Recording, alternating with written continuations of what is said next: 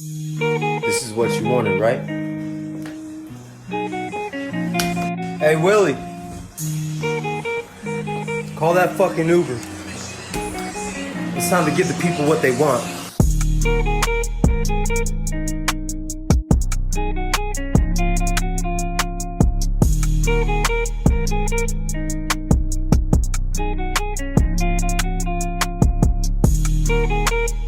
Episode 3. What's up? Back in it. Yeah. Episode 3 like AI. Stop. I don't want a slice. I want the whole pie. Hey, Stop. chill. Don't get me going, bro. Take this Stop. mic away from me. Stop. Take this mic away from me before Stop. something gets hurt. I'm telling you, bro. What's up, Don B? What's up, brother? We back at it. We're doing. How you doing? That's How You Feel podcast, bro. I'm doing great. How are you doing? Doing great, bro. Just, like we mentioned, just grinding, bro. There's, got a little job going on, summer job. Yeah, so. congrats on that, by the way. Yeah, thank you, bro. You got to stress so much about the unemployment shit going on. I still need my money, though. I still need my money. Facts. You better cash me out. Big facts. How you doing? I'm doing good, bro. Been working on my golf game lately. How's that going? Been grinding really hard, and I feel like better? I'm treading, not going anywhere. It's really bad. Today I played my boy Robert. He beat me by 2 strokes. Like, it came down to the last putt. It was a bogey to tie. Actually, we were probably gonna go to sudden death and get a playoff in. Just that clutch gene just isn't in me, bro. I don't know what it is, but I choke whenever it comes to that making the last bucket, getting the last shot on the green, whatever it may be. I don't have that clutch gene, bro. Kind of disrespecting Kobe, but Yeah. yeah. Other than that, bro, I've been doing good. It's been chilling. It's good. Hey, real quick, I have a couple shout outs. Shout out to my compa Tone. Just got a baby girl on Sunday. Congratulations to them. Congratulations, Tone. Yes, so that's big news. And a big shout out to the homie Diaz and the homie OV birthday shout outs. Happy birthday to you. Estas son. Las mañana. Yeah, happy birthday to the boy. Happy birthday to the boys. Yep. We love much you guys. Love you guys. Man, yesterday had a good dinner. Yeah, it was good. Hold on. Yeah, we'll get there. We'll Yeah. get there for sure. But I just once again, happy birthday to Christian. Hey, Christian's shirt though, Miami Vice, Ooh, Acting up, bro. different. Chelsea Acting up. boots. He knows what he's doing. Yeah. He definitely knows what What do he's you doing. think? What do you think? This ain't his first time around the block, No, bro. It's really different. Come on now. It is. It was fire. Fit's always fire. Yeah. My boy Thos too. Yeah. Eric. Shout out Eric. I'm kind of heated. I'm kind of heated with that. It's not The crop pants. with the socks. No, Don't sleep on the crop pants with the white socks underneath. Don't sleep on. He had the Sam Smith Adidas shoes too. My boy was acting up. That wasn't him though. It was him. It was 100% him. It wasn't him, but he made it work to where, like, okay, this boy's leveling up a little bit. Right. Okay, I can see that, and that's what I told him. Right, but I was like, you know what I mean? Drip season Okay. is approaching. Yep. You feel me? Respectable. All right, boy. So what we heated about today? Okay, so we mentioned about Diaz's little birthday dinner. Beautiful, right? Family was there. Everybody was good. Everybody looked great. It was great to see everybody, first of all. Bro, I'm heated, bro. Talk to me. Tommy's experience was not it. First time they're opening up and, capacity has to be smaller. And, we got we're in the back little spot. Cool spot. Yeah, cool spot. Beautiful in Visalia. Good vibe. Yes. Boys are all there. Yes, like I said. The bread was fire. No, All right, my fault. I only got 1 roll. That's it? Well, because Thos ate like at least 6, 7 rolls, bro. No, we only got 4 and I only got 1. Never brought L. That's a L. L. Continue. So I ordered a Paloma, right? I was like, oh, drink with the boys. And I ordered a tequila shot for Christian. Never came through. Bro, the Paloma, instead of Squirt, they put Sprite. L. What? I didn't even know that. I'm heated, bro. That's The a water fat was L. a better buzz than the drink itself, bro. I mean, I'm heated. The food, everybody, what'd you get? I noticed that. I got a New York strip steak, medium rare. I seen that. Little Look fire. little side of mac and cheese. Bro, Kind of smack. I was the last one to get my food, bro, with Manuel and Brianna. I saw that. By the time my plate was cleaned, I looked over to you. You haven't got your food yet. Bro, I didn't even enjoy my food. I just ate it. All one bite or what? All one bite, bro. And, man, you go to a nice That's place the like worst, that, you bro. want to enjoy it. You know what I mean? You beautiful vibe with beautiful people. You want to enjoy it, bro. I did not enjoy the experience. Tommy's, we got to do better. I know it was the first time opening it up, but you know what you're getting yourself into, right? Facts. You got to be prepared. They should have been more prepared. We talked about accountability. That wasn't it. I'm heated, bro. I feel you, bro. What's good with you, dog? All right, bro. So I'm heated. All right, this one, just whenever I think about this certain tool, I just start to shake a little bit, bro. Like it's one of my worst fears. It's one of the things that whenever my girl wants to do it on me, I just start to get heated, right? Like so I tell what? my girl, yo, no, actually she tells me, hey, your eyebrows are looking a little rough. We need to clean these up. Okay. I'm like, okay, Respectable. baby. Respectable. I respect that. You know, she wants her man looking good. Of course. So she has like this little straight edge razor, right? Mm-hmm. That cleans up my eyebrows. Works fine. But once she starts pulling out the eyebrow pluckers, bro, that's my worst fear. She pulls those things. I have my eyes closed. I'm laying down, just enjoying the process. All of a sudden, I feel a pull. My eyes open real wide. I was fucking heated, bro. She knows I don't like that shit. Nobody does. I have my whole arm tatted, bro. I have had some worse. I know you're some of the worst. Some of the worst pain.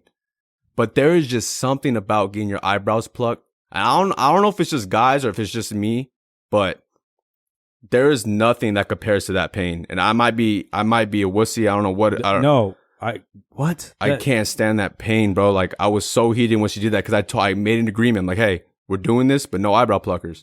Yep. Bro, I've sat in a chair for 5 hours getting tatted on my chest. Shout out to our tattoo artist. Cassie, for sure. Yes. Dope. Bro, I could put up with that. That hurts and stuff. But when I get my eyebrows plucked too, it's just another level, bro. It's just something different. I don't know. And they don't understand. They don't. And you know, shout out to low-key women are some strong people, bro. They have to deal with the period cramps. Like the whole thing, beauty is pain. So, for real. They have to shave their legs every day, every other day. But it doesn't mean we have to go through that pain, though. Facts. I'm heated for you, bro. Yeah, bro. So that was heated for you. I mean, I came out looking crispy. I ain't gonna lie. Nice. She hooked me up, yeah. But man, I can't that tell, pain, bro. Oh, I fucking hate it. Fucking hate it. But yeah. Okay. Hey, respectable. Going into a new segment today. Talk to him. We got a new segment. It is called No Printer. Now, when we talking no printer, you know we speaking nothing but what? Facts. Nothing but facts. That's what we do. So when we speaking facts, we always say facts, no printer. Right. Right. So in this segment, we're basically going to give out a random fact of the day or something that may be like, what the fuck, that actually happened? Right. Or, oh, damn. Like, it's just something crazy. It's just something gets you thinking. You know what I mean? You see those facts on Twitter that kind of blow your mind. We want to implement that into our podcast. Correct. Just to give the viewers a little fact that they can hold on to and, tell somebody else. Right. Feel me? Right. So, tell me, boy. Look, no printer. Talk to me. All we do is speak facts. So we all know the great president we had is Abraham Lincoln, correct? Facts. And we all know how he was wrongfully murdered. Someone pulled up on him with a gat and a tutor and murked him. Nobody knows the story right here. So Abraham Lincoln had a bodyguard by the name of Frederick Parker. First of all, Parker was supposed to be posted at his regular post. That homie showed up 3 hours late. 3 hours? 3 hours, bro. What were you doing? You didn't have your clock? What's going on? Woke up later? What? The alarm clock didn't go off? What's going on, Frederick? Talk to us. His iPhone died. Through those 3 hours, after when you pulled up, homie decided to go get a drink at the bar. I don't know if he's seen a female at the bar. As he's on the clock? Yeah, he's supposed to be at his post. And he decides to go get a drink? What'd you get? A margarita? A Jack? It better have been something worth it. That's all I'm saying. What'd you get? What was worthy? Was it a chick at the bar? Long day? I mean, how was it a long day if you my boy must have been parched. That's all I'm saying. He was parched for sure. Needed a little thirst quencher. Go get a drink real quick, come back. You ain't expecting Abe to be sitting there, body on the ground, blood everywhere, history made. So history is telling us, and the fact of the day is, Abraham Lincoln got murked because the homie pulled up to go get a drink. Abe got pieced up because my homie was parched. That's fucked up, bro. God, I had no idea about that. That's facts? That's facts. No printer? No printer. Damn, bro. What's good with you? Let me give you a fact that's going to be like, damn. I'm the man. There ain't no way. Wilt Chamberlain didn't win MVP the year he scored 50.4 points and grabbed 22.9 rebounds per game. 50 Hold on. He averaged 50.4 points per game. and 22.9 rebounds per game. No. Bill Russell won it that year. And Will had a stat line one time of 25 points, 22 rebounds, and dealt out 21 assists in a game. It remains the only double triple-double in history. So does that make sense to you? No. Double, triple-double. So we had 25 points. What? I know. It sounds like I'm spitting some bars. It sounds like I'm spitting some bars, but listen to me. Listen to me. A double, triple-double. Okay, so 25 points. So that was in the 20s. Uh-huh. 22 rebounds in the 20s again. I hear you. And 21 assists in the 20s. So usually a triple-double is you just got to get double digits, right? So the homie was playing by himself. And basically, right? And he still didn't win MVP. Bro, this is my thing with Wilt, bro. Like, I have a feeling that the height average in the league at that time has to be, what, 5'9"? Somewhere around there.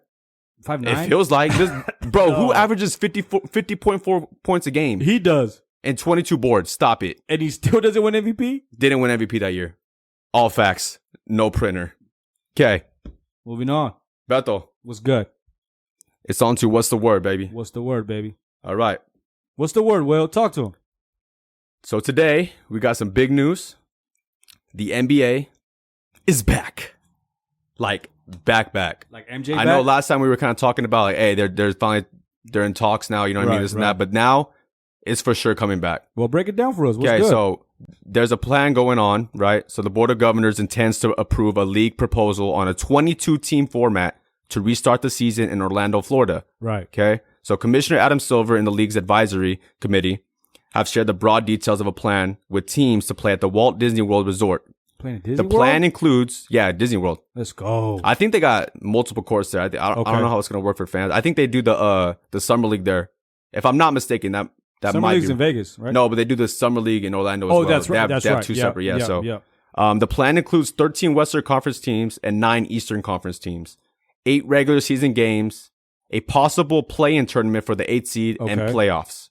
Okay, so the top 16 teams. Hey, that's dope. That's super dope, bro. Yeah. Like, I'll take it. Honestly, how they came up with this, when I was reading it, I was like, these guys are the best in the world at what they do. You know, Adam Silver and his committee. Shout out to Adam. He took it to the NBA. Yeah, they figured this out, and they made it work, bro. And I think this is a great scheme to get these guys back into get these guys back into the mix, and the Lakers winning another championship. You feel me? Yeah. We need that. The top 16 teams in the Eastern Western Conference will be joined by teams currently within 6 games of 8th place in the 2 conferences. So that includes New Orleans, Portland, San Antonio, Sacramento, Phoenix, and Washington.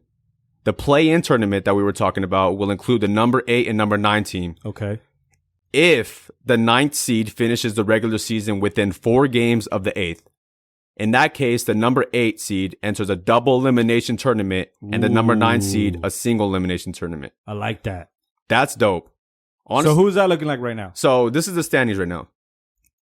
So in the Eastern Conference, we got Milwaukee in first, Toronto's 6.5 back, Boston's 9.5 back, Miami in 4, 12 games back, Indiana in 5th, 14 games back, Philly 6th, Brooklyn 7th, Orlando 8th. Who's kind of in the mix. I think that's why they didn't put the Eastern Conference that many teams, because the mix with them is not. Yeah, it's not as close as the Western. So Washington and the 9th seed is 5.5 games back. So basically, they don't have a chance. John Wall, Bradley Beal just recover, bro. So in 8 games, it just probably won't happen. So that's probably a lock. Right. Those teams, those top 8 teams are probably gonna battle it out for seeding. Yeah, that makes sense. What about the West though? We got the Lakers. So Lakers are up 5.5 from the Clippers. So Clippers got the 2 seed. Denver's got the 3 seed. They're 7 games back. Utah's got the 4 seed, 8.5 games back. OKC's got the 5th seed, 9.5. Houston 6th. Dallas 7th. Okay, now here's where it gets a little tricky. So Memphis is the 8th seed, and they are 3.5 games up from Portland. And Portland's tied with New Orleans, who is the 10th seed. Okay. And Sacramento is, it's a 3-way tie, actually. So Portland, New Orleans, and Sacramento are in a 3-way tie for 9th seed. Right. San Antonio is just a half a game back of those 3 guys. So the 9th through the 12th seed, all going to be, it's going to be close, bro. So that's, I see why they had so much controversy, why these guys wanted to play and have a play-in style. NBA, they really did their homework, really put in the work, try to figure this out for the best for the teams, the best for the fans. Super dope, bro. I love this format. I wouldn't even be opposed to it. You can't argue it, bro. You cannot argue it. They did their homework, they did their job. Shout out to the NBA. Facts. We need sports back, and they're right there. So I believe they're going to be, it would start July 31st, and it would go on to October. Okay. So what's going to be kind of interesting is there's going to be some football games and NBA games going at the same time. So I was watching. We would live a world. I mean, yeah, we get October and like that, but the prime basketball, man, I feels good, bro. I'm so pumped, bro. I just wanted a chance. That's all I want. I want some playoff basketball. You know that's going to be lit. Good competition. Hey, that's all I need, man. That's all I need. Right. But like I was saying, I think it's going to be interesting because I was watching the Colin Cowherd show today, and he was talking about how there's going to be some NFL games going on at the same time as NBA playoff games. So we might have to sacrifice, or you need to double up some TVs or something because it's gonna be litty, bro. But that's the problem I want, though. That's the problem I want. That's a good problem. Facts. That is a good problem. There's problems. There's bad problems, and there's good problems in life. Facts. So hey. Okay. So what's the word, Beto? What we got? Word of the day, and this was kind of. So Drew Brees, the great Drew Brees, right? All-time great quarterback, that we've been able to witness. Drew Brees came out today had an interview with Yahoo Sports, and he made some comments that honestly he should have sat on, bro. Yeah, the timing was kind of bad. Yeah, where the PR, this is what PR is all about, bro.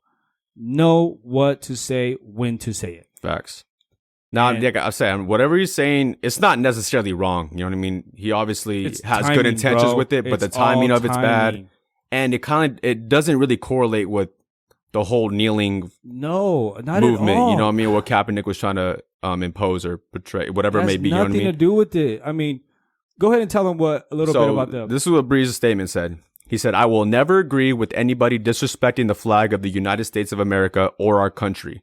Let me just tell what I see or what I feel when the national anthem is played and when I look at the flag of the United States. I envision my two grandfathers who fought for this country during World War II, one in the Army and one in the Marine Corps, both risking their lives to protect our country and to try to make our country, this world, a better place." Right. Nothing wrong with that. Nothing wrong with that. That is, we understand what our grandfathers and people before us and protect this country, this great country. But at the end of the day, this country is about, what is it? Free? What is it? What? Say again. It's the land of the free. The land of the free. Thank you. And it continued. He says, "So every time I stand with my hand over my heart, looking at that flag and singing the national anthem, that's what I think about. And in many cases, that brings me to tears, thinking about all that has been sacrificed. Right. Not just those in the military, but for that matter, those throughout the civil rights movement of the 60s and all that has been endured by so many people up until this point. And is everything right with our country right now? No, it is not. We still have a long way to go. But I think what you do by standing there and showing respect to the flag with your hand over your heart is it shows unity. It shows that we are all in this together and we can all do better and that we are all part of the solution." Yes, that is the reason why we salute to the national anthem, right? That's exactly what it is. But when America doesn't salute to our people, African American, Hispanic, whatever culture you are, the police brutality, when America itself does not show respect back to us, the people, you have to stand up for it. And Colin Kaepernick did that. He took a knee. So it has nothing to do with disrespecting the flag. Like I said, he had his opinion, and like I said, we both mentioned he's not absolutely wrong about what he's saying.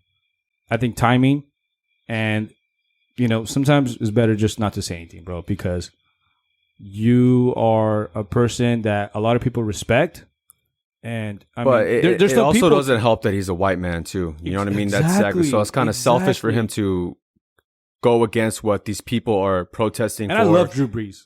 He's a future Hall of Famer. He's a leader for the football. He's never been in any controversy like this either. People love him, bro. People love him. But this right here, that's not it. That's, some people, I don't know if LeBron James came out, Richard Sherman came out. Yeah, so Michael Thomas. Yeah. Go ahead. So LeBron said, he quoted the interview and he said, "Wow, man, is it still surprising at this point? Sure isn't. You literally still don't understand why Cap was kneeling on one knee. Has absolute nothing to do with the disrespect of the flag and our soldiers, men and women, who keep our land free. My father-in-law was one of those men who fought as well for this country. I asked him a question about it and thank him all the time for his commitment. He never found Cap peaceful protest offensive because he and I both know what's right is right and what's wrong is wrong. Correct. God bless you. Exactly. So he kind of dissed him, but respectfully in a way. You know what I mean? Well, it's like one of those, like, with Will Ferrell, all due respect, all disrespect. Exactly. But so yeah, I think just Drew Brees isn't really picking up what the whole point of kneeling during the national anthem is for. It's basically not to disrespect the flag, but to put light on the situation that is going on in our country right now, or that has been going on. What? I don't know what other language could we explain that. What Colin could say. That is exactly the point. Because it's kind of hypocritical in a way, like you were saying, that we live in the land of the free, right? But we got people who are dealing with racism still. Yes. Specifically black people. Yes. That it's just not right for a white man to come out and speak about this. Now, if a black man came out and spoke about this, it would be kind of a different topic, but still, it doesn't correlate. You know what I mean? There's no disrespect to the flag. He's just putting light on something that he is very passionate about and he wants to make a movement about and wants to put light into the situation that is going on with police brutality. You know what I mean? And so first thing Drew Bree should do is fire his PR because you know, like I said, like we were saying, he wasn't necessarily wrong, but it's just not the timing of it is bad, and it really doesn't correlate with the whole movement going on. Hey, that's the word. That's the word. All right, y'all. We got our first guest on That's How You Feel podcast. Now, this is a big deal. Definitely is. We're definitely breaking the cherry. This is kind of historic. And we have a really dope guest, I would say. Beto, would you like to introduce him? Yeah, man. It'll be a pleasure. This guy right here is a brother from another mother. Met this guy through my journey at Sac State. So a lot of people don't know, I was a team manager at Sac State. Not a water boy. A water boy? No. Don't get it that twisted now. You knew that was coming, huh? I knew that was coming. This guy right here is a real one. I'm telling you guys. Met this guy. He was a football player, student athlete, and just one of the realest dudes you'll ever meet. I want to introduce my boy, Quincy. We know him as Q. What's up, Q? How we doing? Q, thanks for stopping by, bro. Appreciate it. I know you had a long drive over here, bro. Came from LA? Right? Yes, sir. We made a little trip. Yes, sir. Appreciate it, man. Coming all the way to the Ville, bro. The Ville. First time in the Ville or no? No, we've been here, a couple times. I grew up in Bakersfield, so Porterville's not too far off from that, but dope, it's been a minute since I've been here. So let's tell the viewers, what high school did you go to? You say you're from Bakersfield. Tell the viewers a little bit. Yes, sir. Bakersfield, California, born and raised. Okay. Liberty High School, Liberty Patriots, the other great team in Bakersfield. Okay. Quincy, tell the viewers a little bit of introduction of, your family. You said you're from Bakersfield. A little bit of your background so our viewers could understand who you are and what you're about. Yeah, man. Well, like I said, Bakersfield, California, born and raised. I got 4 brothers, love to death, big family dude. So we grew up out there. If you're from Bakersfield, it's a little bit of country. Right. You get your fair share out there. What you do in Bakersfield? Got horses? What you got? Talk to him. Man, we do it all. Everybody, if you've been to Bakersfield, you see your fair share of everything. We got a little bit of horseback riding. We got a little bit of athletics, whole lot of football. Okay. Whole lot of funny people. Some funky stuff going down, but Yeah, we'll figure it out. So football's like a religion out there or what? It's a big thing. Yeah. The town messes with it heavy. And I mean, we have so many high schools in Bakersfield. It's really hard not to be involved in it. Dope. So you said you have 4 brothers or 5 brothers? 4 brothers. 4 brothers? Competitive household? Somewhat. We work together. I'm the third. Okay. So I've got 2 older, 2 younger. Cool. Yo, and they all look alike too. Yeah, no, we get that. People walk up and say, "Hey, are you guys twins or triplets?" And we're like, "There's 5 of us," and they're like, "All great dudes come from a great family." How are you doing that? But it's interesting though. It's a great place to grow up for our experience and our situation. So tell people that your journey through. I know you mentioned, you wanted to grow up to do what again? You want to do? Talk to them about that. Yeah, it's funny. Yeah, so before football, like I said, I had my fair share of experience in the equestrian world. Right. So, yeah, I ride a lot of horses.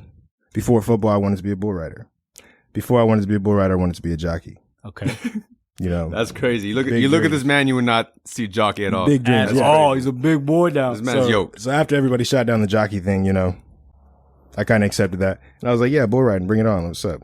13, 14 years old. That's it. Like, I like this stuff. Got on, rode a steer.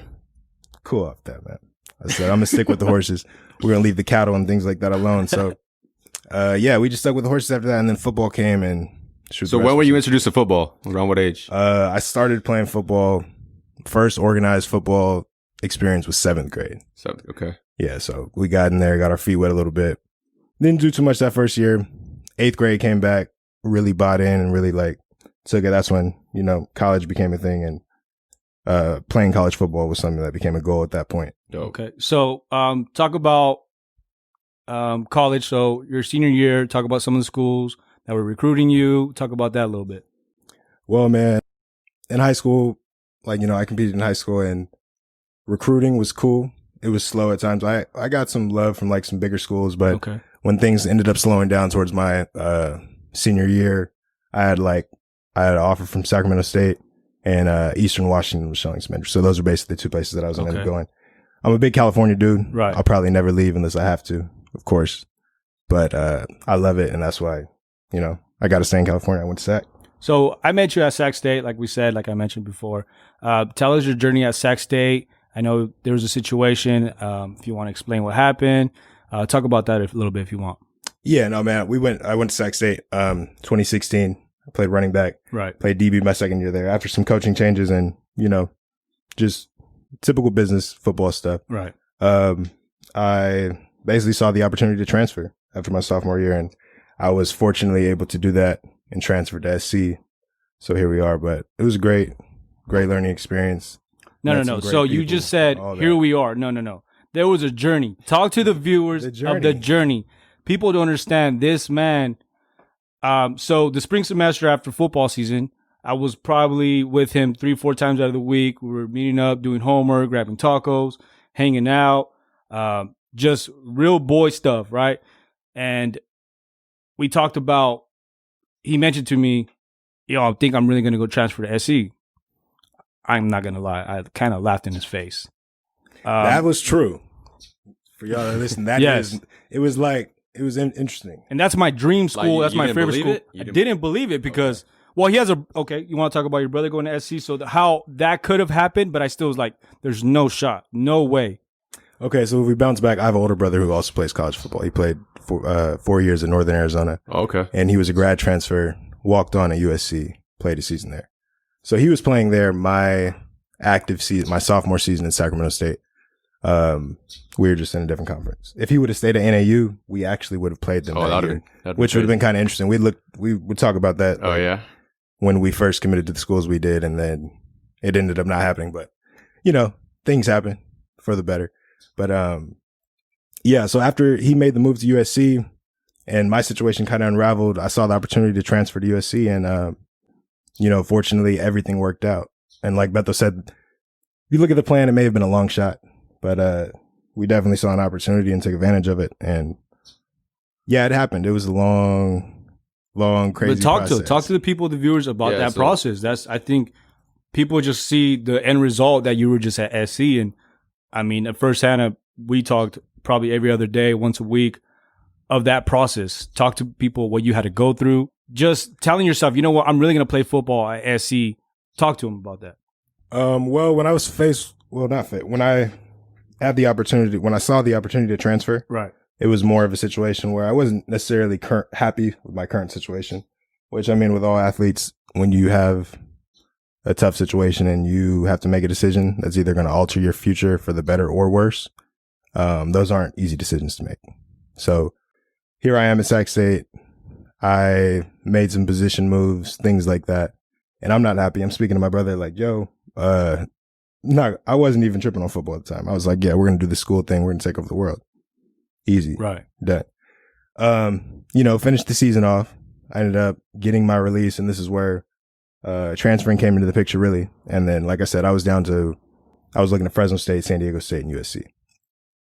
Recruiting with the other schools kind of just fizzled out. It was difficult as a transfer. This is pre-transfer portal. Right. So we don't have this at the time. This is like, okay. if you want to transfer, I don't even know how to tell you to do it, to be honest. Really? So, I mean, I get the grand idea. My brother, wonderful dude, walks into the doors of USC. I say that to say it is easier said than done, because as a dude from Northern Arizona, he graduates. He's like, I'm going to grad transfer. I'm going to walk on a USC. And he had the same situation that I had. People were like, oh, yeah, interesting. Like, we're going to see. You know, cool. And he ends up walking up to USC, somehow gets into the building, walks up to a coach like, hey, my name is Corbin. Da-da-da. Yeah. This is my film. Boop, boop, boop. That's the way, like, that was his way in the door. Ended up working out in hindsight. He ends up going to USC. And then I end up basically doing the same thing. In the process, like, if I'm going to get into it, Beto mentions the hard days that went on throughout that process. One day specifically was, in the process of getting my foot into the door at USC. It wasn't as easy. So I'm in Sacramento, not playing football. I'm just a student, already gotten my release, and I'm actually working at a horse stable at the time. Yeah, I do remember that. Crazy. Yeah, Boy would pull up in his boots to go, what are you doing? I'm telling you, Bakersfield is a Man, very like crazy place. horse shit. Hey, it was the job. Got to pay the bills, all right? Gotta So- do, bro. I mean, yeah. But that was something you loved. You said you grew up on horses. So yeah, I mean, I grew up with horses and rode horses my whole life, but yeah, I was essentially a stable boy. I was a stable boy, straight up. So yeah, I'm a stable boy, not playing football, trying to transfer to USC. I got this grand old plan about how I'm gonna just like, walk in and be like, hey, I'm gonna walk on. I don't need any money. I don't need anything. I just need a spot, an opportunity.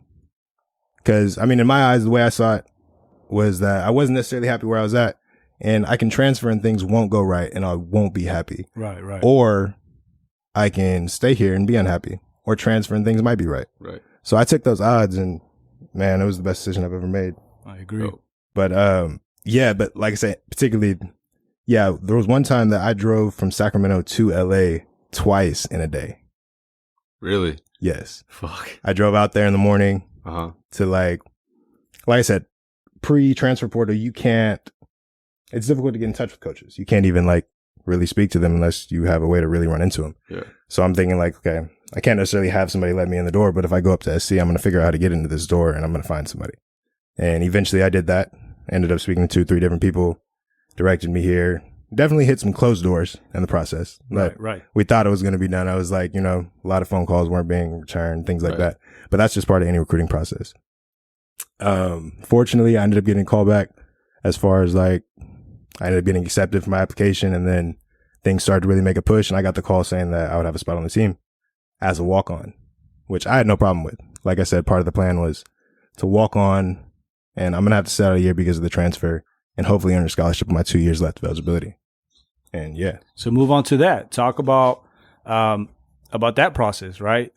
You were able to walk on and you worked your fucking ass off. Talk about just earning the spots. So the first year you weren't eligible to play.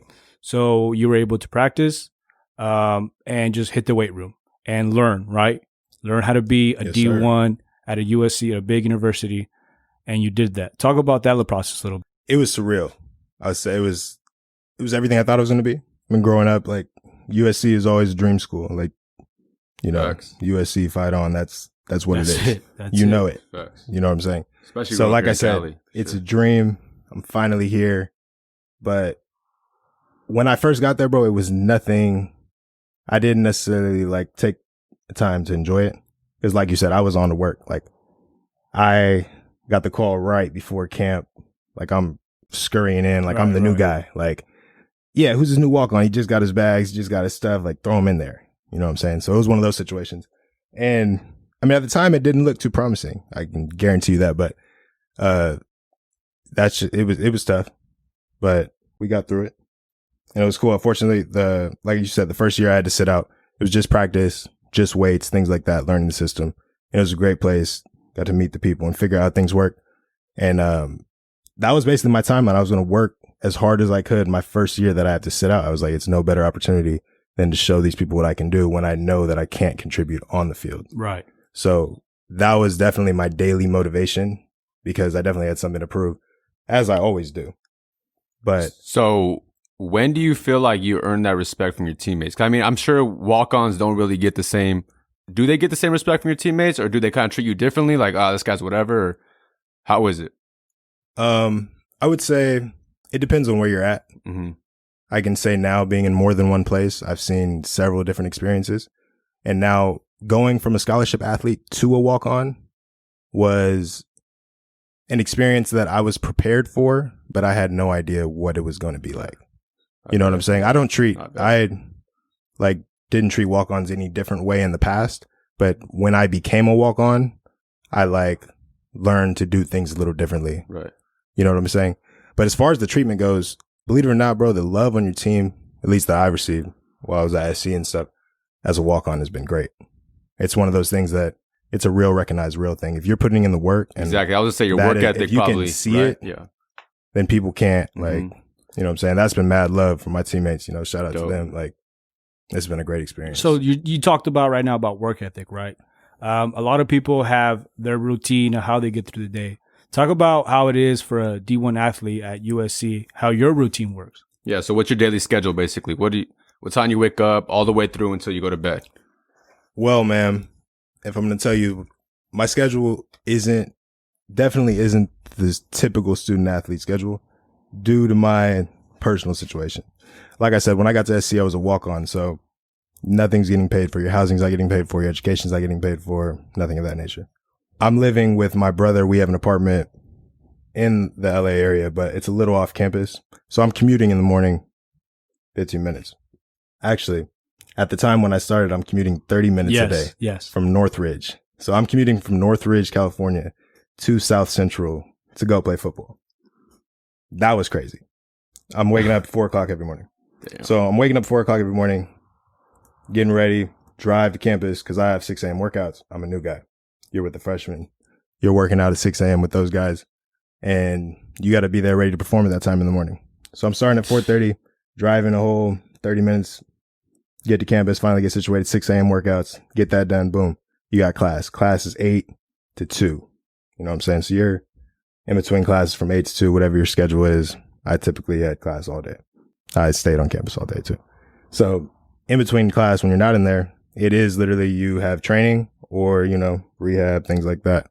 That part isn't a joke. I was definitely able to utilize my time being on campus all day. And once 2 o'clock hits, you're in meetings. We go our meetings, boom. Then we have, you're on the field. After that, you're off the field, evening time, 6, 7, something like that. I'm probably getting back to my house around 8:30, close to 9 in the evening, doing my homework, waking up the next day, do it all over again. Repeat. Yeah. Damn, bro. So my load was a little crazier than some. Sleep definitely was absent at times, but we got through it. Hey, we're still here today. We're still here, so Facts, bro. it worked. I wouldn't advise it, but it worked.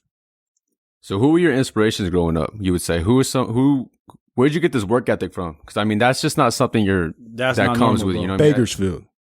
Your city. Bakersfield. That's how you feel? That's how I feel. Respect, bro. Yeah, no. Yeah, dude, it's Bakersfield. Bakersfield is a tough place to grow up. It's diverse in a way, but you're going to see a lot of things out there. That if it's diverse in terms of the things that you'll see. And growing up around that, kind of like, I was able to see that there's so many things going on that I couldn't necessarily get caught up in some of the things like that, which was one of my motivations to get out and play college football. And then, like you said, as I got to SC, the motivation to keep me going through those days was basically how far I had come. Right. It had been like a dream to be at that point, and the work that my brothers put in before me and things like that, the things that I see truly motivated me because it was the belief that was in me, that was around me. So do you believe that just a combination of just growing up in Bakersfield and also just the examples your brother set was a great inspiration for you? That, and then just learning. I learn from a majority of my situations in a very critical manner. So if I have a situation that doesn't go my way, that was a really big thing. We had to fix why that happened, what caused that to happen, and how we can prevent it from happening again. And when I started to take that approach in life, things just became a lot easier. People were like, hey, the way you think, that's great. Continue that. And I guess it was something that isn't very common amongst most people, but it was somewhat insane. I was just like, this is what I want to do. This is the goal we have to do. Whatever we have to do to get there, we could try. Trying wasn't going to hurt. I credited trial and error. Like, Yeah. it's not that I knew how to do everything before. It's just you try. So you have one more year of eligibility, right? Yes, sir. What's your long-term goal? So once football, do you want to try to make the league? Do you want to, is there something else you're planning on? What are your goals? Man, of course, the league is my long-term goal. I mean, everybody, if you're playing at this level and you're exposed to what's going on, like the league is definitely a goal. And, you know, when you're at a place like USC, it's one of the best places to try to achieve those goals. So while Not bad on your resume, right? Not at all. When you have those resources and the things behind it, it's a beautiful place.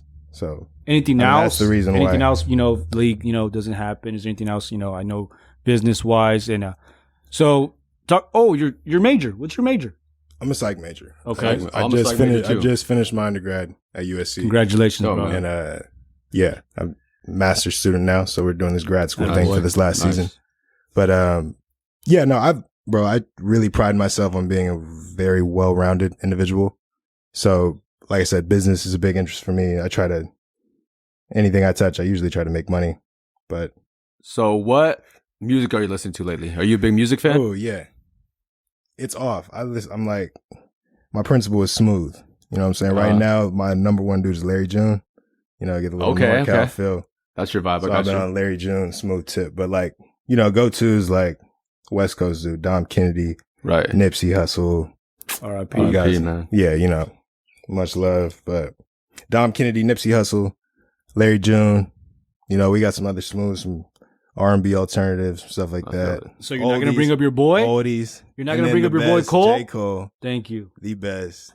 J. Cole. Every time you stepped into Q's car, it was J. Cole. No respect. Nothing. Hey, man, music played a very important role in my life based off of the period that I was in. And like J. Cole got me through like a cool chunk, like high school to college. Talk about that. That area, just like, I mean, as a lyrical dude, he was talking about a lot of things that not that I couldn't relate to, but things that I could apply. You know what I'm saying? So his struggles and stuff like that, like the way he was able to put it into a very lyrical manner was something that I felt like at the time. I was really like on thing like, oh, y'all got to stop listening to beats. Y'all got to start listening to what these people are saying. Right. Like I was like, y'all got to listen. Right. But yeah, dude, shout out Cole. Yeah. Moving on. So obviously you had mentioned like you didn't understand the position that you are and you know, you never envisioned yourself and, one day I'm going to be a SC, you know, it just kind of just happened and you worked at it and that's great. What do you tell to the 13-year-old that is trying to figure out and has dreams and aspirations to become a D1 athlete or to become a success story? What's the recipe? I would say to envision yourself. Okay. To envision yourself doing it. I wouldn't say I didn't envision myself being in the position that I'm in today, but at 13, I didn't. I got inside just due to the way my life unraveled. And like when I committed to go to a different school, I didn't think I was going to be at USC. And the beauty in that is like something that should really motivate you. Because if you can make a 360 in that way and flip your whole life around to that, because I can assure you, like the day when things changed in Sacramento, I didn't know where I was going or anything like that. Right. And as like you said, as far as the transfer thing, like the people I spoke to, they weren't like, you know, USC was like a good idea. It was a good idea to me. Yeah. But to everyone else, it wasn't the best idea. Shot, yeah. And like when that worked out, I think that gave other people hope. And like when I saw that, like whether the love was there before or not, like when I saw that in hindsight, I was like, that's worth more than people not. I can't even blame them for not seeing what I saw in myself. Right. So now in hindsight that we could see that and all enjoy it together, it's like, you know, it's love. I know you mentioned earlier to my little brother, he kind of asked you too, like, and it's, what'd you say, the push-up? Talking about the push-up. Oh, yeah, man. You do the push-ups or you don't. It's like, you can't cheat yourself. And, I mean... You do push-ups? Every now and then. You know what I'm saying? It's part of the job. But, yeah, you do the push-ups or you don't, man. It's like you wake up, you know other people working, you going to be working? Because, like, there's no such thing as, like, stage fright and things like that when you put in the work and you know what you can do. Right. It's It's the pure confidence. It's like organic confidence. Right. Larry June, you know, Okay. very organic. Moving on, you gave our listeners some great knowledge, and I have a little beef with you. It's been talked about. Willie knows about it. Q, you know about it. Jokes. So from here and there, you know, shoot a FaceTime. How you doing, bro? Checking up on each other. And every time we FaceTime, you're always wearing a thermal. And there's a rule behind thermals. There's only 2 type of people that can wear thermals. 1, Vin Diesel and Fast and Furious. 2, mechanics. Who came up with these rules, bro? Who came up with these? It's unwritten Never rules. heard these It's rules. unwritten rules. I wear thermals too. So No, hold on. Why are you always rocking thermals? What's going on with thermals, bro? Talk to the viewers about thermals. This is as true as it was when I said it initially. This is still very true to this day. That I rock thermals, which I don't see anything wrong with. Neither do I, but it's just a little bit too much. See, that's the crazy part is you see nothing wrong with it, but you're hating. Exactly. So like if I'm Makes in the no house damn cozy, and you know, overcasty, chilly day. You live in LA. Bro, It's still fucking cold LA, in LA, bro. LA. If you're in LA, you know we get those days where it be, you know, Definitely. little 64 degrees. You know, You're inside the overcast. house. Which is Bro, thermal it's not the weather. point. That's You're definitely thermal Inside weather. the house. You get a Bro, 64 and you got the sliding glass door open, like the breeze. It's like a great day. It's I'm such posted up. such a versatile piece of clothing you can wear. You know what I mean? You can wear it when it's cold. You can wear it when it's a nice breezy day. Bro, I'm cozy. It's slight. That's all that matters, Like, bro. you know, Like I said, this guy's got Sac State polos in rotation. He Listen. has 2 of them. And he puts them in Listen. rotation every The week, black one, the green one, always. at least 3-4 times a week. Watch your mouth. hey man, thermals are here to stay. If you got a problem, they're gonna have to get this settled some way, but thermals ain't going nowhere. I was trying to get to the bottom of it. No, I know I sound like a hater, but No, You know what I mean? we're gonna have to do a poll or something like that. yeah, Right. yeah, This is, we're gonna have to do a poll if ridiculous. thermals are in or thermals are out. I feel They're it. in. They can't go out of style. They were literally the first clothing ever made. Cowboys used to wear them shit. The first clothing? Is Pretty it? close. I mean, Is this you no got- printer? All right. Yeah, wait. Is that a fact? I don't know how true that is, but Hey, quote it I'm right saying- now. Thermal's first Yeah. clothing ever made. bro, Jesus rocked Jesus the is rocking thermal. that shit. bro, if Cowboys was rocking thermals before all this, then those are definitely one of the first pieces of clothing we had. Like, and they was rocking them under jeans and like other crazy stuff. That's absurd. That's like, crazy. I'm not even doing that. I'm just That's posted up. crazy. And I'm in the crib with it. Like, I might run around the corner to Ralph's, but like, we're not doing nothing crazy. But you know what, Quincy? I think you gave us, our listeners and ourselves, great knowledge about your background, of who you are, what you're about. And I think it's just a great inspiration story, a great success story. Did you mention that you're not a walk-on anymore? Yeah. So part of the plan did go according to plan. Talk to them about that. And yeah, so we came here first year, camp play, practicing, all that. I gave myself a timeline as far as a year and a week in going into the season, a week before the start of the season against Fresno State. We had a cool little deal and I got put on scholarship from the whole Damn. team. Let's Cool. go. Bro, applause for the Yeah, homie, so bro. that was Congrats, like, man. that was a great That's monumental moment in my life. But it was interesting going into the season. It was great, but now I'm ready to play. It was cool. Facts. So it all So went you're gonna according be- to plan, and You're gonna be competing for that spot then this year. you know we're gonna get out there and we're gonna make it happen. So, Who we got week 1? Alabama. Let's go. Damn, Let's Bama go. in SC. In Dallas. Oh, in Dallas, Yeah. Cowboy Yeah. Stadium, AT&T. We'll see what happens. You know, That's gonna be crazy, bro. Corona willingly. Oh, yeah, that's We'll get true. through that. That's We'll true. see how that. Yeah, we'll figure it how out. it Hopefully spreads out, everything's but- played out. Things are looking good. Hopefully we can get these games going and get the season popping off, and it's gonna be a good one. Yep. Oh, I'm sure you're fired up, Save bro. the best I'm for sure you're last. fired up. But you know what? We're gonna close it out like this. I appreciate you, Q. We appreciate what you did. Hopefully, Mom's Tacos kicked in good. How were Mom's Tacos? Oh yeah. You want some fire tacos? Pull up to Don B's house. Pull up. Yeah, they smacked for sure. Yeah. Them the ones. But you know, But yeah, no, bro, I'm glad to be here. I appreciate you guys having me on. This is a wonderful thing you guys are doing. You guys, it's a good thing. Thanks, You know, bro. this how you Appreciate it, feel. man. It's That's how how I you feel. feel. That's how you I mess feel, with baby. y'all, you know what I'm saying? appreciate you, Q. Once again, bro, thank you for coming, Q. Nice meeting you, by the way, too. Good luck this season. Hope you go out and kill it. Get that starting job. Let's Till get you in next the time. league. Then maybe we can get you back around 2. That's how you feel podcast. And when we talk about draft and all that stuff, bro. But once again, man, thank you so much. Hey, Beto, did we hit him with another one or what? We hit one another. Yes, sir.